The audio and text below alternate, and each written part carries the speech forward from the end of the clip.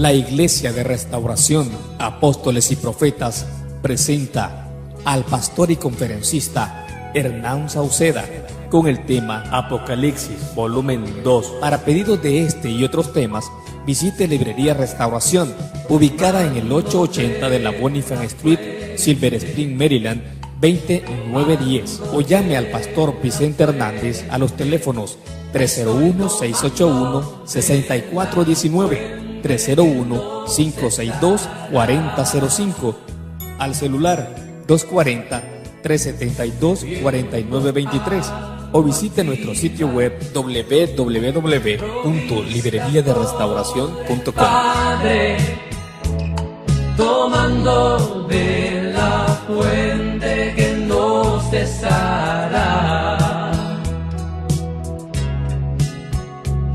esa fuente de que estoy hablando.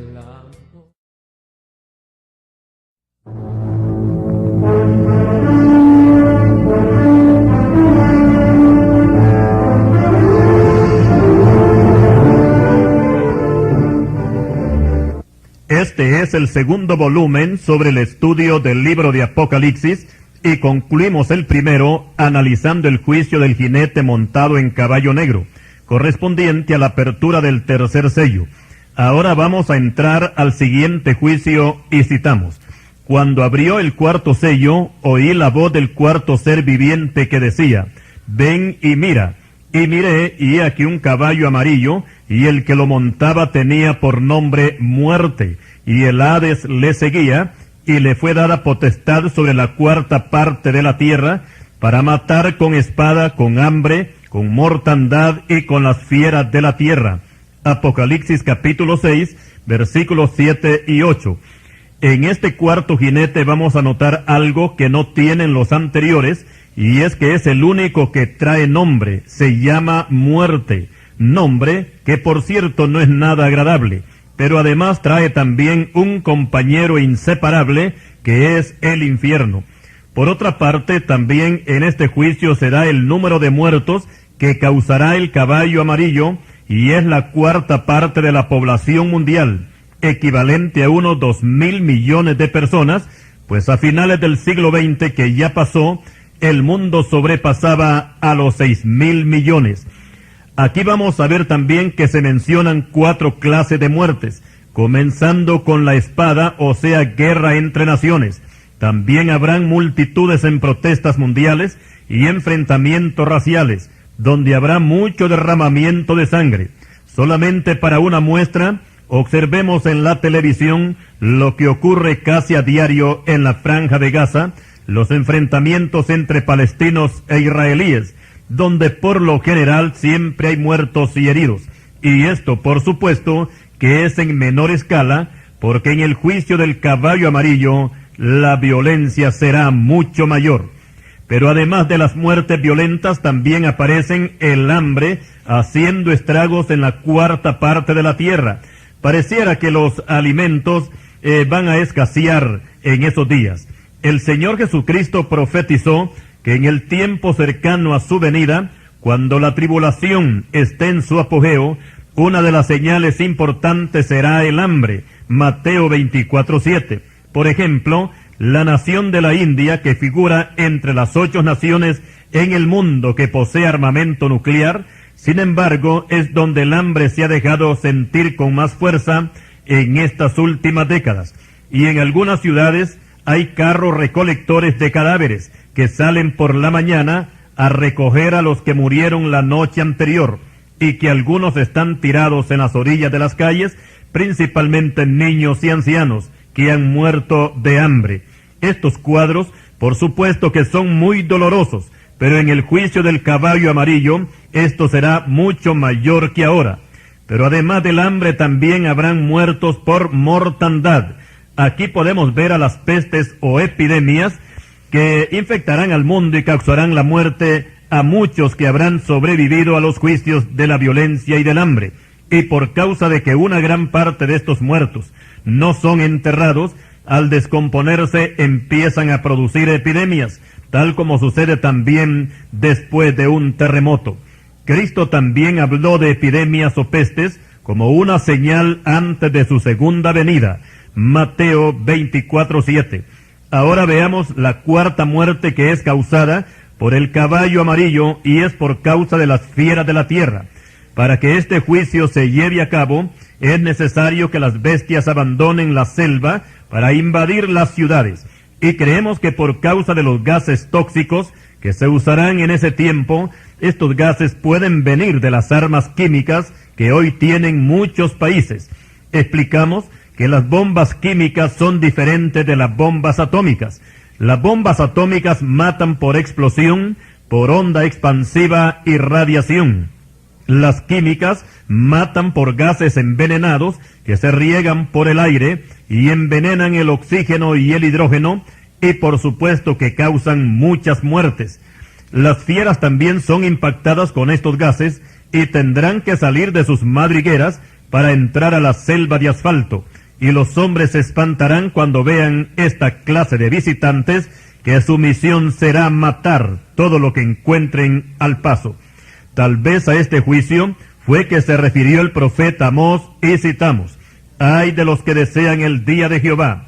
¿Para qué queréis este día de Jehová? Será de tinieblas y no de luz, como el que huye de delante del león y se encuentra con el oso, o como si entrare en casa y apoyare su mano en la pared y le muerde una culebra». Libro de Amós, capítulo 5, versículos 18 y 19. Por su parte, el profeta Jeremías hace mención de este juicio que provocará el caballo amarillo, donde la muerte se presentará en 4 formas, y citamos: «Y enviaré sobre ellos 4 géneros de castigos, dice Jehová: espada para matar, y perros para despedazar, y aves del cielo y bestias de la tierra para devorar y destruir». Libro de Jeremías 15, versículo 3. Explicamos que estos juicios serán inevitables, nadie los podrá detener, pero todavía hay tiempo de escapar de ellos, si los entendidos abren sus ojos y también su corazón para recibir al Señor Jesucristo, y de esta manera cambiar el castigo y la condenación por la salvación y la vida eterna. Y así concluimos con el estudio de los famosos 4 jinetes del Apocalipsis. Ahora pasamos a analizar la apertura del 5º sello, y dice Juan: «Cuando abrió el 5º sello, vi bajo el altar las almas de los que habían sido muertos por causa de la palabra de Dios y por el testimonio que tenían, y clamaban a gran voz diciendo: ¿Hasta cuándo, Señor santo y verdadero, no juzgas y vengas nuestra sangre de los que moran en la tierra?» Apocalipsis capítulo 6, versículos 9 y 10. Estas almas que están bajo el altar son los creyentes que, estando en la tierra, murieron por defender su fe en Cristo Jesús. En el libro de Hebreos capítulo 12 y versículo 24 encontramos que la sangre de Cristo habla mejor que la sangre de Abel. Aquí no dice que la sangre de Cristo es mejor que la de Abel, sino que habla mejor. ¿Por qué habla mejor la sangre de Cristo que la sangre de Abel? Porque la sangre de Abel pide venganza, Génesis 4:10. Y después de Abel, todos los santos que aparecen en la apertura del 5º sello, todos ellos piden venganza. Por el contrario, la sangre de Cristo no pide venganza, sino que pide perdón para todos aquellos que han tomado parte en su muerte en la cruz. Él exclamó: «Padre, perdónalos porque no saben lo que hacen». Lucas 23, versículo 34. El 5º sello representa el grito de venganza de todos aquellos que murieron por causa de la palabra del Señor. Ahora pasamos a analizar la apertura del 6º sello, y dice el apóstol Juan: «Miré cuando abrió el 6º sello, y he aquí hubo un gran terremoto, y el sol se puso negro como tela de silicio, y la luna se volvió toda como sangre, y las estrellas del cielo cayeron sobre la tierra, como la higuera deja caer sus higos cuando es sacudida por un fuerte viento». Apocalipsis capítulo 6, versículos 12 y 13. En este juicio se puede notar una coalición entre el cielo y la tierra, porque en primer lugar se habla de un gran terremoto, que podríamos calificarlo como de 8 a 9 grados en la escala de Richter. Los terremotos que han habido nunca han pasado de 8 grados. El que ocurrió en El Salvador el sábado 13 de enero del año 2001 a las 11:35 de la mañana causó la muerte a más de 700 personas y fue de 7.8 grados en la escala de Richter. También el 26 del mismo mes de enero del año 2001 ocurrió otro terremoto en la India que causó más de 20.000 muertos y más de 36.000 heridos. Y muchos, por supuesto, damnificados. Con la apertura del sexto sello, será mayor que todos los terremotos que han habido, este terremoto, porque se habla de un gran terremoto que causará desolación y muerte en muchos países del mundo. Pero además de este terremoto, que es producto del juicio del sexto sello, también toman parte los cuerpos celestes, ya que el sol se pondrá negro, la luna se volverá roja como la sangre, y las estrellas caerán del cielo a la tierra. Explicamos que la tierra está cubierta por una atmósfera que tiene una longitud de 1000 kilómetros, y nos protege de los cuerpos extraños que vuelan por el espacio, como ser los meteoritos, aerolitos, cometas, etc. Pero cuando ocurra el juicio del sexto sello, pareciera que Dios va a abrir la atmósfera para bombardear la tierra desde arriba. Si en los juicios anteriores se usan bombas atómicas, estas podrían afectar la atmósfera, ya que científicamente y por ensayos que se han hecho, se ha podido comprobar que el humo espeso y los gases que despiden estas bombas pueden llegar a oscurecer el sol, y en este caso sería oscurecer la atmósfera, para que no penetren los rayos del sol hasta la tierra. Explicamos que el sol está a una distancia de la Tierra de 150 millones de kilómetros, mientras que la luna, que solamente la tenemos a una distancia de 384.000 kilómetros de la Tierra, esta tomaría un color rojo como color de sangre, por causa de explosiones nucleares. Por otra parte, Dios puede usar también el método que usó en los tiempos pasados. Por ejemplo, cuando atacó a los ejércitos de Sísara, que peleaban en contra de Israel al mando de Débora y Barak. Dice la Escritura: desde los cielos pelearon las estrellas, desde sus órbitas pelearon contra Sísara. Libro de Jueces, capítulo 5, versículo 20. Y lo mismo había sucedido anteriormente, cuando Josué peleaba contra 5 reyes amorreos, que Dios no solamente detuvo el sol en el espacio, sino que también lanzó desde el cielo grandes piedras de granizo, y fueron más los muertos por estas piedras que los que murieron a espada. Libro de Josué, capítulo 10, versículos 11 al 13. Por eso no sería raro que el Señor usara también esos mismos elementos para el juicio del sexto sello.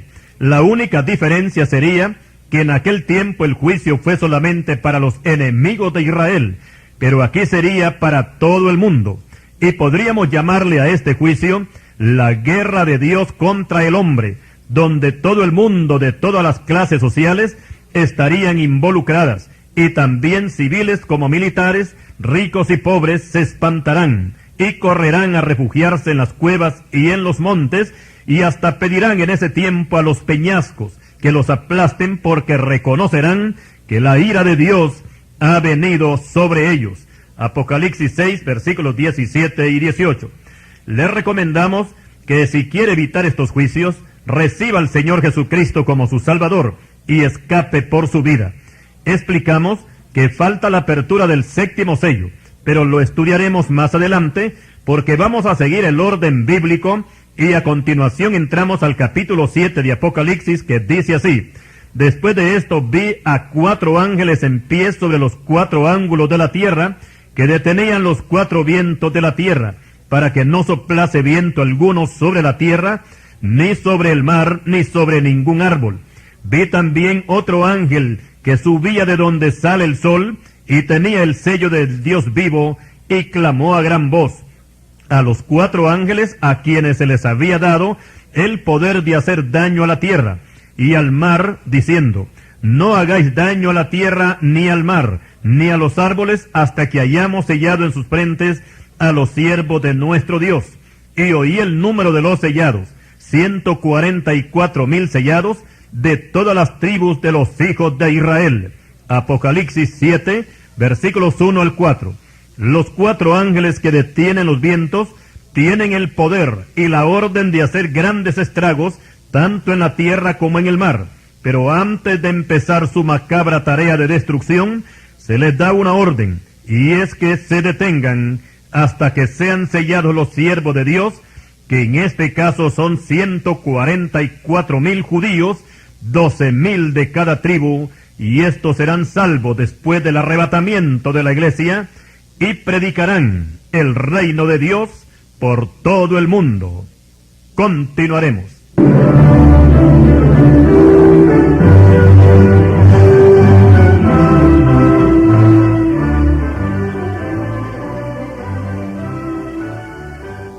Anteriormente mencionábamos a los 144,000 sellados, y que todos ellos serán judíos, 12,000 de cada tribu de los hijos de Israel. Apocalipsis 7, versículos 4 al 8. Pero en la lista de estas 12 tribus notamos que falta una, y es la tribu de Dan, y en su lugar aparece Manasés, el hijo de José.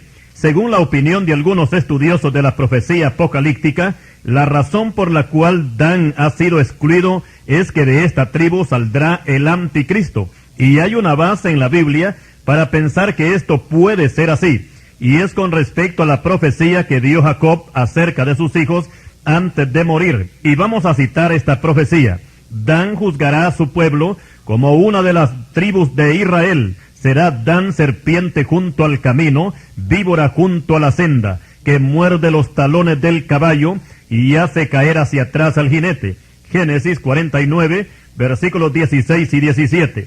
Aquí Dan es comparado con una serpiente, y ya todos conocemos que la serpiente es un tipo del diablo, y el anticristo será conocido como el hijo de Satanás, que hará el papel de una serpiente, y con su astucia engañará al mundo en el inicio de su gobierno, y hará un pacto con la nación de Israel, y al final los judíos se darán cuenta que han sido traicionados, y anularán el pacto que habían contraído con él. El profeta Isaías lo describe de esta manera: y será anulado vuestro pacto con la muerte, y vuestro convenio con el Seol no será firme. Cuando pase el turbión del azote, seréis de él pisoteados. Libro de Isaías, capítulo 28, versículo 18. Por esto creemos que la profecía de Jacob es encaminada a un futuro dictador mundial, que será un judío de la tribu de Dan, y por esa razón es excluida de la lista de los 144,000 que serán sellados con el sello de Dios. A continuación, el apóstol Juan ve en el cielo una multitud de gente salva con vestidos blancos y con palmas en las manos, y que son personas de todas las naciones del mundo que han entregado sus vidas por Cristo, y han salido de la gran tribulación, y han lavado sus ropas y las han emblanquecido con la sangre del Cordero. Apocalipsis 7:14.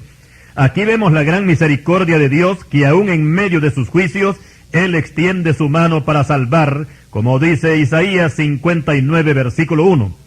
Ahora pasamos al capítulo 8 de Apocalipsis, y vamos a enlazar de nuevo con la apertura de los sellos, ya que faltaba el último, el número 7, y citamos: cuando abrió el séptimo sello, se hizo silencio en el cielo como por media hora. Apocalipsis 8:1. Este silencio puede significar una pausa por los juicios anteriores. Aquí todo el universo se pone en calma, y algunos se preguntan que cómo es posible que se decrete en el cielo un silencio como de media hora, cuando allí la alabanza es continua, según Apocalipsis 4:8. Podemos creer que Dios decreta este silencio como para dar una tregua y al mismo tiempo una oportunidad a los pecadores que todavía vivirán en la tierra, para que se arrepientan, máxime cuando han visto caer a millones bajo el golpe de los juicios anteriores.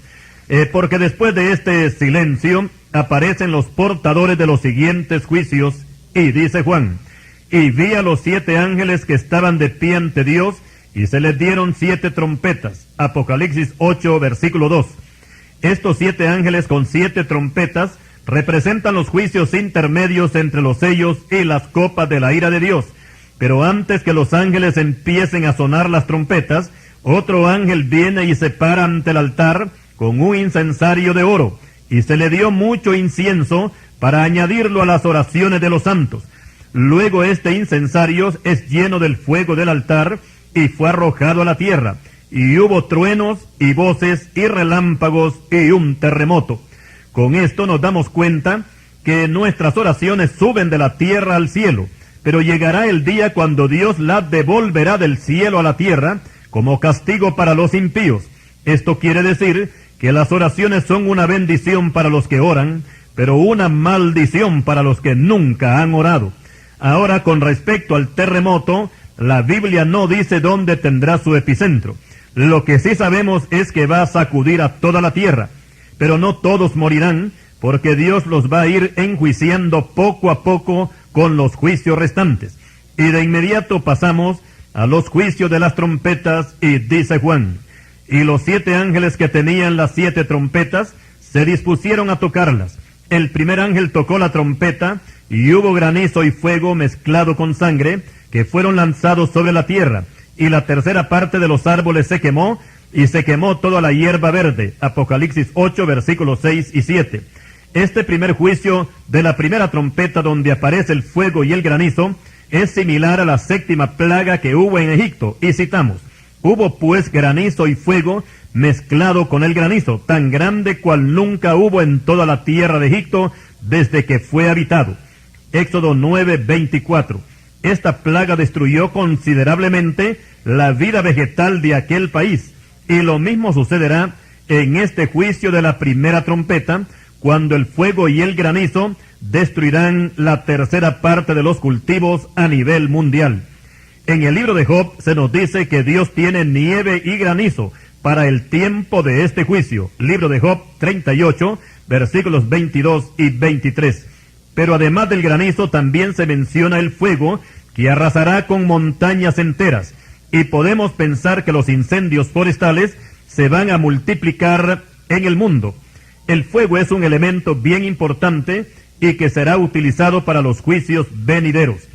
Por su parte, el apóstol Pedro dice que el día del Señor vendrá como ladrón en la noche, en el cual los cielos pasarán con gran estruendo, y los elementos ardiendo serán deshechos, y la tierra y las obras que en ella hay serán quemadas. Segunda de Pedro, capítulo 3, versículo 10. En ese tiempo los sobrevivientes van a pensar que Dios los estará llamando a cuentas. Ahora pasamos al juicio de la segunda trompeta, y dice Juan: el segundo ángel tocó la trompeta, y como una gran montaña ardiendo en fuego fue precipitada en el mar, y la tercera parte del mar se convirtió en sangre, y murió la tercera parte de los seres vivientes que estaban en el mar, y la tercera parte de las naves fue destruida. Apocalipsis 8, versículos 8 y 9. En este juicio de la segunda trompeta se menciona una gran montaña ardiendo que cae al mar, y podemos creer que no se trata de una montaña literal, porque Juan dice que es como una montaña, y no dice que es lanzada desde el cielo, sino que es precipitada en el mar. Esta palabra precipitada quiere decir que cae con violencia, pero aún así no afectará a toda la tierra, sino solamente una tercera parte. Y aunque la Biblia no nos dice específicamente dónde va a caer esa montaña de fuego ardiendo, siempre creemos que va a causar mucho daño cuando caiga en el mar. Aquí vamos a tomar 2 opciones para indicar el lugar, y primero, que el mundo es simbolizado como un mar, que es de donde surge la bestia según Apocalipsis 13:1. La segunda opción es que puede ser el mar Mediterráneo, porque Juan no menciona los mares, sino el mar. También se puede referir al Golfo Pérsico, que es un brazo de mar en el Océano Índico y que está en las costas de Irán, en la parte sur. Este golfo es bien importante, ya que por él cruzan los barcos petroleros de oriente hacia occidente. En el año 1980 se desató una guerra entre Irak e Irán que duró 8 años. Esta guerra fue iniciada por Irak, ya que Saddam Hussein quería posesionarse del Golfo Pérsico, pero al final no lo logró. El 2 de agosto de 1990, Irak invadió a Kuwait, y en esta invasión Saddam Hussein incendió 600 pozos petroleros de los 900 que tenía Kuwait. y las llamaradas de estos incendios se asemejaban a una gran montaña de fuego ardiendo, según las tomas que se veían en la televisión. No podríamos pensar que algo más impresionante que esto se podía presentar si los barcos petroleros fueran incendiados en alta mar en el tiempo del juicio de la segunda trompeta. Ahora pasamos a analizar el tercer juicio de esta serie, y dice el apóstol Juan: el tercer ángel tocó la trompeta, y cayó del cielo una gran estrella ardiendo como una antorcha, y cayó sobre la tercera parte de los ríos y sobre las fuentes de las aguas, y el nombre de la estrella es Ajenjo, y muchos hombres murieron a causa de esas aguas porque se hicieron amargas. Apocalipsis 8, versículos 10 y 11. Con la segunda trompeta vemos que el juicio es sobre el mar, pero este tercer juicio es sobre la tercera parte de los ríos. Y con respecto a la estrella cuyo nombre es Ajenjo, explicamos que el 26 de febrero de 1986 estalló un reactor nuclear en Chernobyl, capital de Ucrania, que hace frontera con Rusia. Estos reactores son más que todo depósitos de energía atómica, de la cual se fabrican las armas nucleares. El estallido de este reactor de Chernobyl produjo efectos radioactivos casi en toda Europa, principalmente en las fuentes de las aguas que quedaron contaminadas y no se podían beber, y afectaron en gran parte la agricultura y la ganadería. En los días del apóstol Juan no se conocía la palabra radiactividad, y podríamos creer que este sería el elemento que va a envenenar la tercera parte del agua potable en los días de este juicio de la tercera trompeta. Explicamos que el nombre Chernobyl es una palabra hebrea que traducida al español quiere decir ajenjo, y ese es el nombre de la estrella que cae y que amargará las aguas. Ahora pasamos al siguiente juicio y leemos: el cuarto ángel tocó la trompeta, y fue herida la tercera parte del sol, y la tercera parte de la luna, y la tercera parte de las estrellas, para que se oscureciese la tercera parte de ellas, y no hubiera luz en la tercera parte del día, y asimismo de la noche. Y miré y oí a un ángel volar por en medio del cielo, diciendo a gran voz: ¡ay, ay, ay! De los que moran en la tierra, a causa de los otros toques de trompeta que están para sonar los tres ángeles. Podíamos llamar a este juicio el tiempo de la semioscuridad, o sea que no será de día ni será de noche. Anteriormente hemos mencionado guerras entre naciones y explosiones de armas atómicas, y todo esto hará que la atmósfera se vuelva muy espesa, y posiblemente esto hará que los astros pierdan la tercera parte de su luz. Tal vez a este juicio fue que se refirió el profeta Amós, y citamos: acontecerá en aquel día que haré que se ponga el sol a mediodía y cubriré de tinieblas en el día claro. Amós capítulo 8 versículo 9. En este juicio de la cuarta trompeta, la tierra va a sufrir algunos cambios en lo que toca a la duración del día y de la noche, porque si se va a oscurecer la tercera parte de la tierra, eso quiere decir que las noches ya no serán de 12 horas, posiblemente lleguen hasta 16 horas, y por consiguiente los días serán acortados y no tendrían las 12 horas como comúnmente se conocen. El Señor Jesucristo también mencionó estos días cortos como parte de los juicios en los días de la gran tribulación, y citamos: y si aquellos días no fueran acortados, nadie sería salvo, mas por causa de los escogidos, aquellos días serán acortados. Mateo 24, versículo 22. Estos escogidos que habla el Señor, se trata de los judíos que para ese tiempo estarán pasando una prueba muy dura.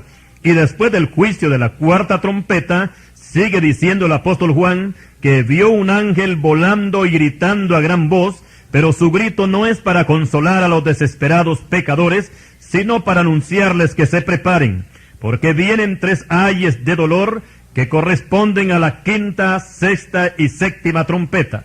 Recordemos que los juicios anteriores son sobre los árboles, sobre el mar, sobre los ríos, sobre el sol, la luna y las estrellas.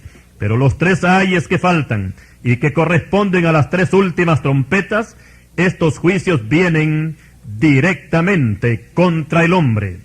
Continuaremos.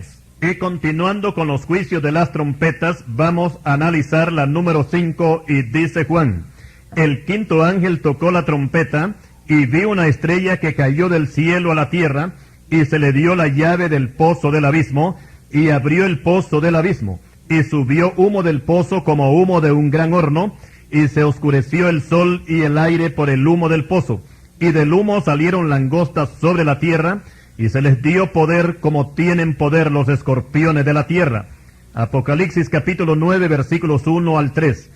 Aquí podemos ver a una gran cantidad de criaturas infernales como los protagonistas de este juicio. Juan dice que vio una estrella caer del cielo a la tierra. Algunos opinan que aquí no se trata de una estrella literal, sino más bien de un personaje celestial. Otros estudiosos de la profecía creen que esta estrella es Satanás, a quien se le da la llave del pozo del abismo, ya que Cristo lo vio caer del cielo como un rayo. Lucas 10, versículo 18. Pero nuestra opinión es que esta estrella no se trata de Satanás, porque a ningún criminal convicto se le puede confiar la llave de la cárcel. Lo que sí podemos creer es que esta estrella se trata de un ángel de Dios y que tiene gran autoridad, a quien se le ha confiado la llave del pozo del abismo, ya que en Apocalipsis 20, versículo 1, Juan ve no una estrella, sino un ángel que desciende del cielo con la llave del abismo y con una gran cadena en la mano para prender a Satanás y lanzarlo atado al abismo por 1000 años. De esto hablaremos más adelante. Como podemos ver, aquí hay similitud en estos dos pasajes, y podíamos identificar tanto la estrella que cae del cielo de Apocalipsis capítulo 9, versículo 1, con el ángel que desciende con la llave del pozo del abismo de Apocalipsis 21, como el mismo personaje. Explicamos que el pozo del abismo en la Biblia inglesa se traduce como abismo sin fondo, y aclaramos que el abismo es un lugar exclusivo que sirve de cárcel para los demonios, y es considerado como un lugar muy tenebroso, y que los demonios se espantan con solo mencionar ese nombre. Los que estaban en el Gadareno le rogaban al Señor que no los mandase ir al abismo. Lucas 8:31. En ese abismo es donde Satanás será lanzado atado con cadenas, y allí permanecerá por 1000 años. Apocalipsis 23. Algunas traducciones bíblicas mencionan al abismo como prisiones de oscuridad, abismos de tinieblas, cavernas tenebrosas, fosos de tinieblas, cadenas de oscuridad, cárceles tenebrosas, etc. Ahora pasamos a analizar a las trompetas que vio el apóstol Juan, a quien se le dio poder como tienen los escorpiones de la tierra. Por la descripción que se hace, no pueden ser langostas comunes, porque éstas atacan y arrasan principalmente con los cultivos y toda la vegetación, tal como las encontramos como una de las plagas que cayeron sobre Egipto. Es Éxodo capítulo 10 versículos 14 y 15. Pero las que aparecen en el juicio de la quinta trompeta, a estas se les prohíbe que hagan daño a la naturaleza vegetal y que dañen solamente al hombre, y todos los que no tengan el sello de Dios en sus frentes. Apocalipsis 9:4. Por otra parte, las langostas comunes no tienen rey, dice Proverbios 30:27. Pero estas que salen del pozo del abismo sí tienen, y el nombre de este rey en hebreo es Abadón, y en griego Apolión. En el libro de Job aparece el Abadón como el nombre que tiene el infierno. Job capítulo 26 versículo 6. Sin embargo, en Apocalipsis 9:11 aparece no como un lugar de tormento, sino que es el nombre de un personaje infernal cuyo significado es destructor. Y ahora vamos a describir a las langostas que son dirigidas por este ángel del abismo. Y en primer lugar se nota que tienen entendimiento, porque pueden recibir órdenes para que no dañen a la naturaleza vegetal, sino únicamente a las personas que no tengan el sello de Dios en sus frentes. Con esto nos damos cuenta que los demonios bien conocen quién es un verdadero hijo de Dios y quién no lo es. Y es que los demonios no pueden tocar a un creyente que es fiel a Cristo, tal como lo dice Primera de Juan 5:18, que todo aquel que es nacido de Dios no practica el pecado, porque Dios le guarda y el maligno no le toca, salvo que sea con el permiso de Dios para someterlo a una prueba, como sucedió en el caso de Job. Libro de Job, capítulo 2, versículos 6 y 7. Y volviendo a las langostas infernales, su trabajo no consistirá en matar a los hombres, sino atormentarlos por 5 meses. El aspecto de estas langostas era semejante a caballos preparados para la guerra. Y esto quiere decir que en este juicio los demonios van a desatar una guerra despiadada en contra de toda la raza humana, y aquí tienen que ir incluidas todas las clases sociales del mundo. Recordemos que Dios, así como no hace acepción de personas para salvar, tampoco hace acepción de personas para castigar. El juicio tiene que ser parejo, y todo esto será el fruto del rechazo que le hicieron al Señor Jesucristo cuando Él los llamaba por medio de sus predicadores al arrepentimiento. Y sigue Juan describiendo estas langostas, y dice que en sus cabezas tenían como coronas de oro. Estas coronas demuestran que serán invencibles y tendrán dominio total sobre los hombres, y ninguna fuerza física las podrá vencer. Acordémonos del primer jinete montado en caballo blanco, a quien además de un arco también se le dio una corona, y salió venciendo y para vencer. Este jinete con esa corona es tipo del anticristo, de lo cual ya hablamos anteriormente. Apocalipsis 6:2. Las caras de las langostas eran como caras humanas. Esto demuestra que poseerán inteligencia y posiblemente se transformarán en humanoides, y la gente se espantará cuando contemple a estos seres demoníacos que son totalmente diferentes a los seres humanos. Tenían cabello como cabello de mujer. Explicamos que los demonios no son hombres ni son mujeres. Ahora que el cabello largo en un hombre es una vergüenza, dice 1 Corintios 11:14. Pero el cabello largo en una mujer es algo que la embellece, 1 Corintios 11:15.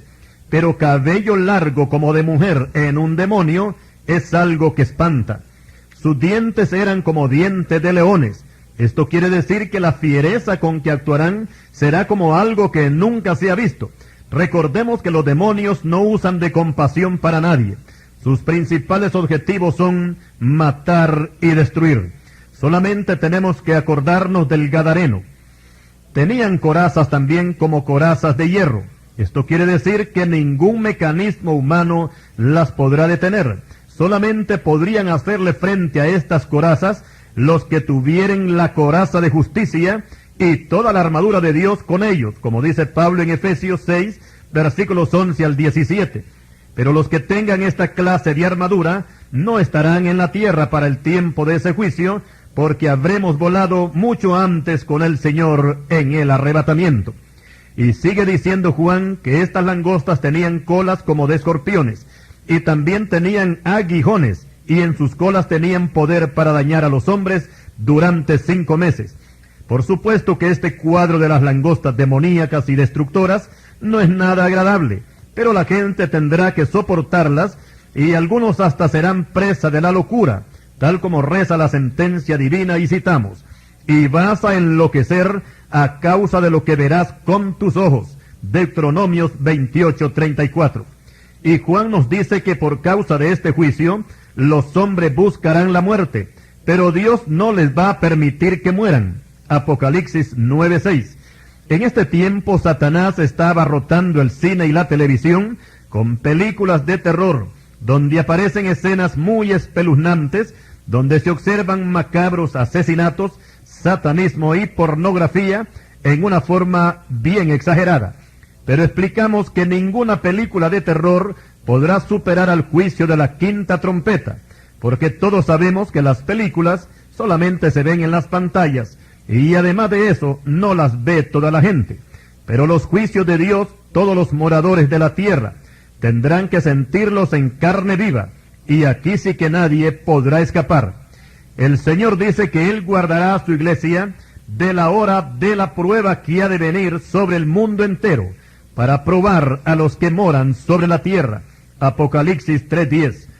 Todos deben de saber que los que desprecian a Cristo y su sacrificio, que Él hizo en la cruz, tendrán que pagar un alto precio de sufrimiento y por último la condenación eterna en el lago de fuego. O como lo expresara mejor el predicador inglés Carlos Spurgeon, y citamos sus palabras: Dios los invitó a su gran banquete celestial, pero ellos le rechazaron, le despreciaron, se burlaron y le ofendieron.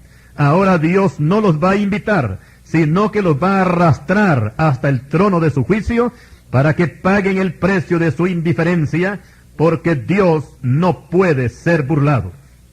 Y así terminamos con el primer ay correspondiente al juicio de la quinta trompeta.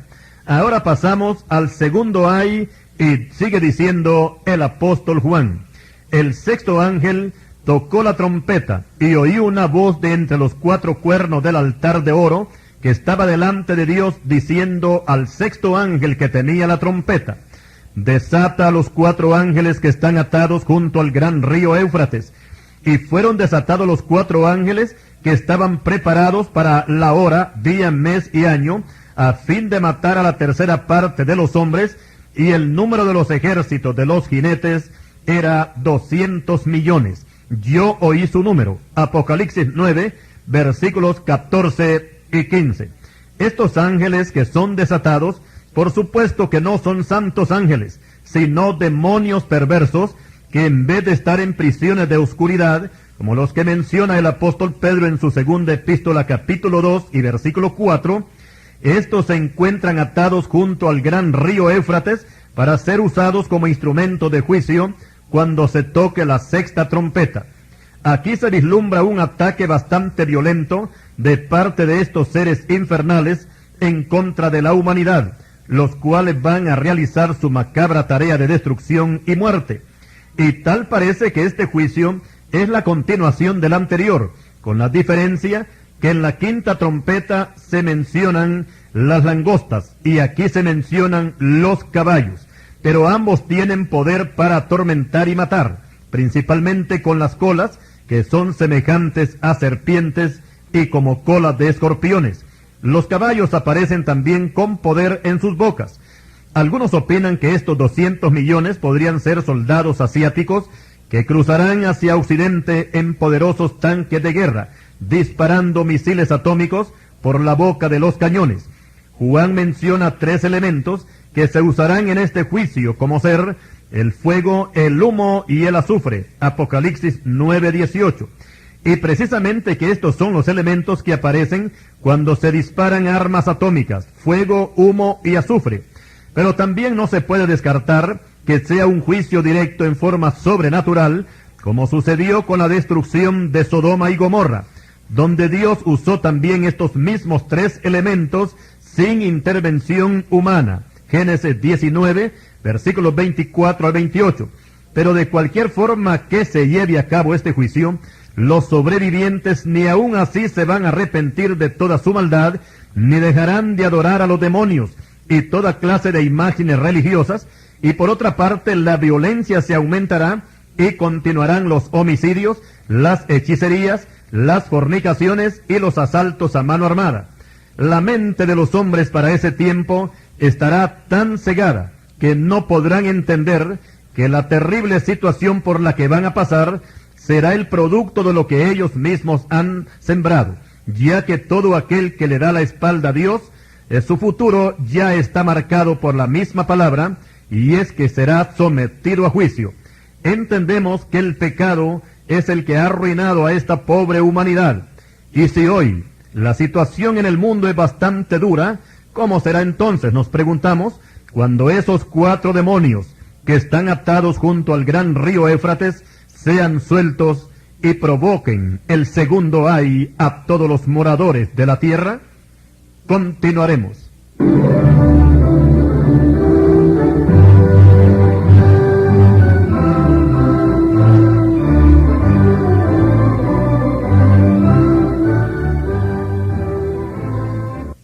Y siguiendo con el estudio de Apocalipsis, ahora entramos al capítulo 10, que dice así: vi descender del cielo a otro ángel fuerte, con el arco iris sobre su cabeza, y su rostro era como el sol, y sus pies como columnas de fuego. Tenía en su mano un librito abierto, y puso su pie derecho sobre el mar y el izquierdo sobre la tierra, y clamó a gran voz como ruge un león, y cuando hubo clamado, 7 truenos emitieron sus voces. Apocalipsis 10:13. Hemos podido notar que las revelaciones anteriores Juan las describe estando en el cielo, en el Espíritu, pero ya en este capítulo 10 pareciera que el apóstol ha regresado en el Espíritu y desde Patmos recibe las siguientes revelaciones, ya que el capítulo 10 comienza diciendo: vi descender del cielo, dando a entender que él se encuentra en la tierra. Y lo primero que Juan ve es que el ángel pone un pie en el mar y otro en la tierra, y con su mano en alto hace un juramento y proclama que el tiempo ya no será más. Algunos piensan que este ángel tiene que ser el Señor Jesucristo, porque viene rodeado de un arco iris sobre su cabeza, y este arco corresponde únicamente a Dios, ya que aparece por primera vez como una señal del pacto que Dios hizo con Noé, de que no iba a mandar más diluvios sobre la tierra. Génesis capítulo 9, versículo 13. También encontramos en el ángel que ve Juan que su rostro era como el sol, y esta es la misma descripción con que el Señor Jesucristo es presentado en la isla de Patmos. Apocalipsis 1:16. Y lo mismo sucede con los pies, que son como columnas de fuego. Y en su mano tenía un librito abierto, el cual no puede ser el libro de los juicios, que aparece en el capítulo 5, porque al llegar a este capítulo 10 ya los juicios de los sellos han pasado. Tampoco puede ser el libro de la vida, porque éste aparecerá hasta el día del juicio final, según Apocalipsis 20:12. Creemos que este librito es la escritura de Dios, y el hecho de que venga abierto significa que es la palabra de Dios la que hace juicios sobre los pecadores, tal como lo dice el Señor, que todo aquel que lo rechaza y no recibe sus palabras, tiene quien le juzgue. La palabra que habló, esa le juzgará en el día postrero. Juan 12:48. Y el hecho de que el ángel ponga un pie en el mar y otro en la tierra, significa que el Señor estará tomando posesión de lo que legalmente le pertenece. Satanás le ha hecho creer a los hombres, principalmente a los que tienen dominio sobre las naciones, que ellos son los dueños del mundo, y no se dan cuenta que desnudos entraron y desnudos partirán. Eclesiastés 5:15. La Biblia dice que de Jehová es la tierra y todo lo que en ella hay. Salmo 24, versículos 1 y 2. Luego dice Juan que el ángel clamó a gran voz como ruge un león. En algunas partes de la Biblia se compara la voz de Dios con el rugido de un león. Jeremías dice que Jehová rugirá desde lo alto, y desde su santa morada dará su voz. Jeremías 25:30. Por su parte el profeta Joel dice: Jehová rugirá desde Sión, y dará su voz desde Jerusalén, y temblarán los cielos y la tierra. Joel 3:16. Ahora, con respecto a las voces de los 7 truenos, no podemos explicar nada, porque una voz del cielo le dice a Juan que no escriba lo que hablaron los 7 truenos. La Biblia dice que las cosas secretas pertenecen a Jehová nuestro Dios. Deuteronomios 29:29 y Libro de los Hechos 1:7. Luego dice Juan que el ángel levantó su mano al cielo. Apocalipsis 10:5. Levantar las manos al cielo significa victoria, tal como sucedió cuando Israel se enfrentó a Amalek, que la batalla fue ganada porque Moisés mantuvo sus manos en alto. Éxodo 17, versículo 11. Por eso, cuando se ora, hay que levantar las manos, porque esto es señal de victoria. Y además de eso, también es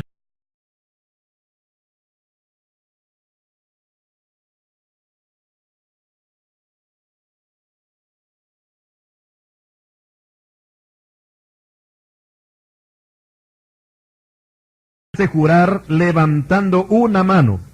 Y lo mismo sucede con el ángel que levanta una mano para hacer un juramento de que el tiempo ha llegado a su final. Apocalipsis 16. En el mundo se conoce un dicho que dice que hay más tiempo que vida, pero eso es incorrecto, porque la vida para el que está en Cristo es eterna, pero el tiempo tiene un final. Por eso Pablo dice que hay que aprovechar bien el tiempo. Efesios 5:16. Por eso invitamos a los que todavía no han recibido al Señor Jesucristo como su Salvador, que lo hagan ahora que hay tiempo. O como lo dice Isaías, buscad a Dios mientras pueda ser hallado. Isaías 55:6. Explicamos que la visión del ángel con el librito es la misma que tuvo Daniel cuando vio al varón vestido de lino y anunciando que desde ese momento quedan 3 años y medio de gran tribulación, culminando con la segunda venida de Cristo a la tierra. Daniel 12:7. Y volviendo al Apocalipsis, una voz del cielo le ordena a Juan que se acerque al ángel y que tome el librito que tiene en su mano. Juan obedece y el ángel le dice, toma y cómelo, y te amargará el vientre, pero en tu boca será dulce como la miel.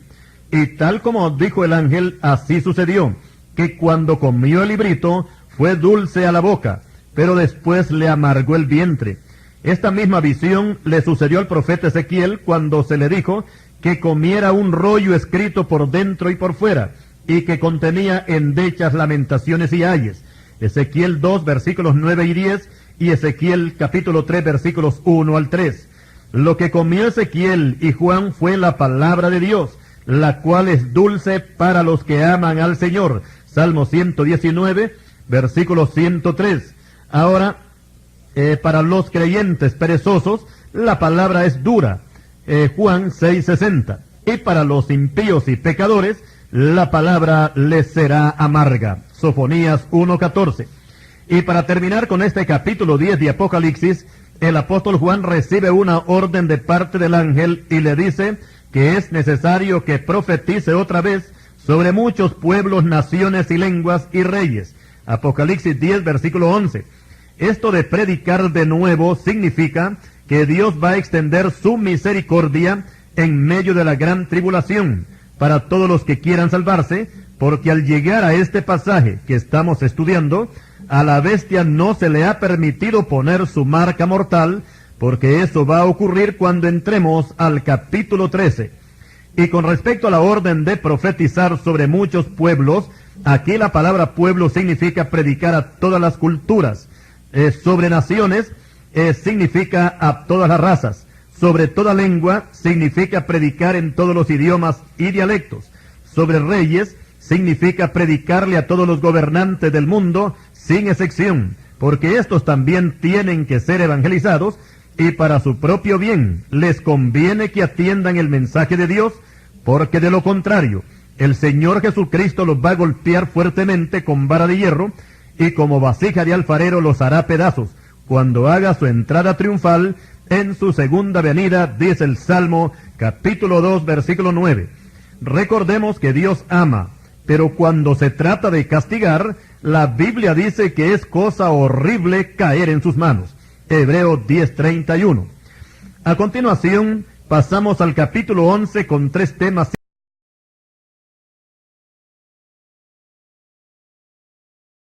Séptima trompeta. Y vamos a leer Apocalipsis capítulo 11, versículos 1 y 2, que dice así.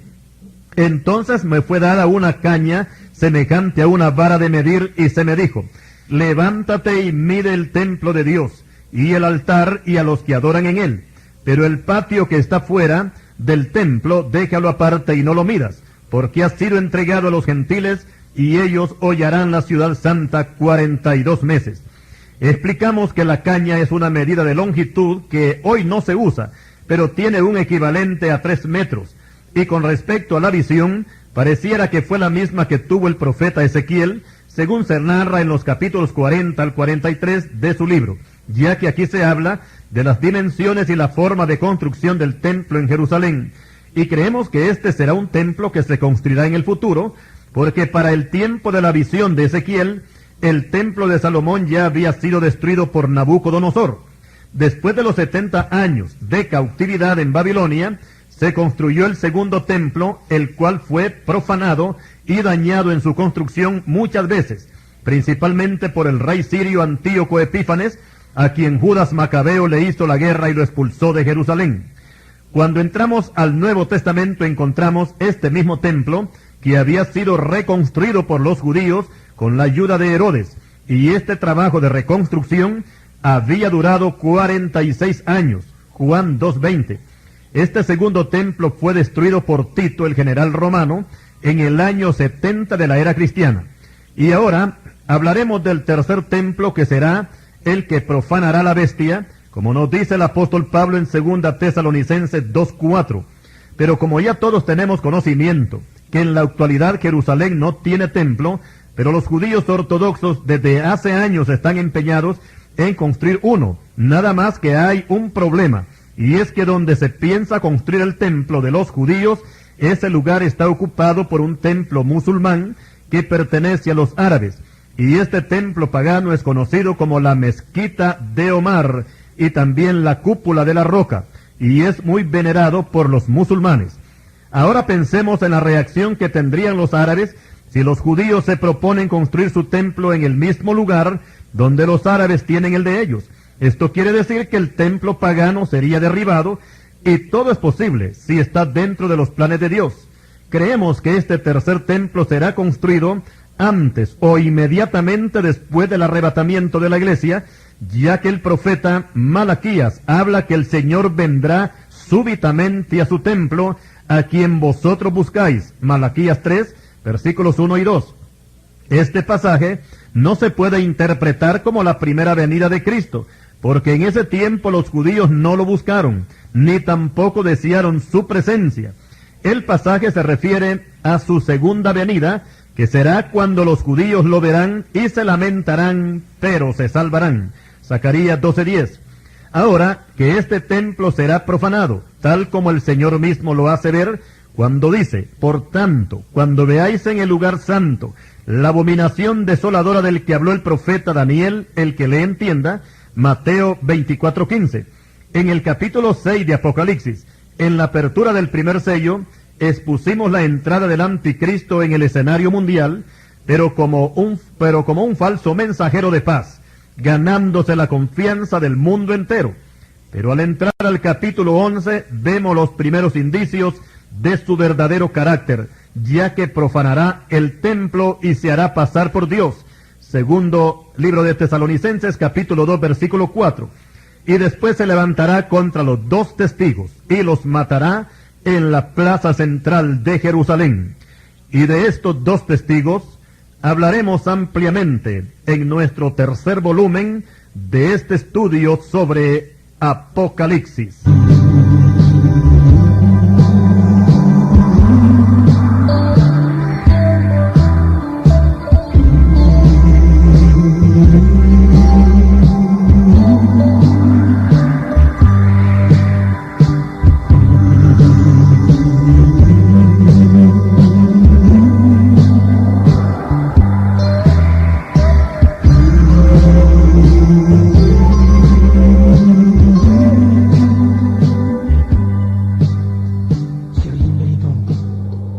un lamento